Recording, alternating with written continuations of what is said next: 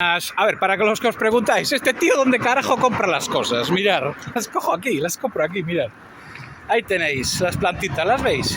Lechuguitas, tomatito, habitas, ¿veis? Pues las compro aquí, tío. Mirad, aquí, ¿veis? Ahí. Por aquí, me vengo por aquí, ¿veis el puesto que hay aquí? Mirad.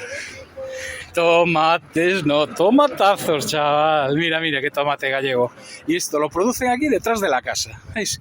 Y quieto, no te lo pierdas, una cosa que no te va a pasar en ningún supermercado. Mirad, la lechuga se corta al momento. ¿Qué?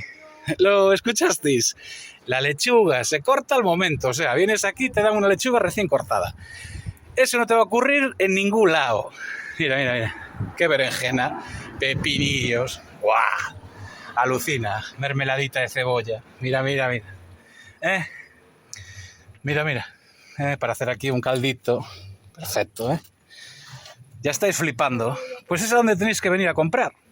Si no queréis que el productor venga de Ecuador o del centro de África, ¿veis? Mira qué manzanas. Estas no son de esas que las dejas en casa y te duran 7 meses. Esta como en 4 o 5 días no la comas, se estropean. ¿Por qué? Porque no tiene productos químicos. Pero esa que le compréis en el súper os dura 5 meses. Ponerla allí encima de la mesa, ya veréis. Mira, mira, mira. Las patatitas nuevas. ¿Qué?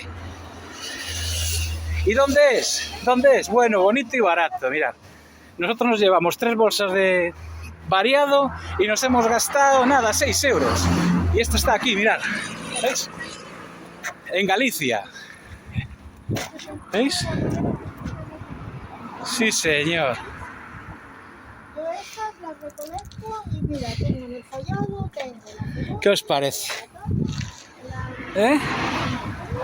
¿Fresco? No, fresquísimo. ¿Veis? ¡Wow! Y al precio, bueno, mejor que en el súper, sí señor. Pues ahí os queda, para los que os quedan aquí cerca. Mirad, la lechuga se corta al momento, sí señor. Calabacín, calabacita. Pues nada, ahí os queda. Fruta de verdad. Esto tiene un sabor que eso no os lo puedo explicar por la cámara. Tenéis que venir a probarlo. Así que, saludos, adiós, adiós, adiós frutas, adiós. Verás que te cae todo el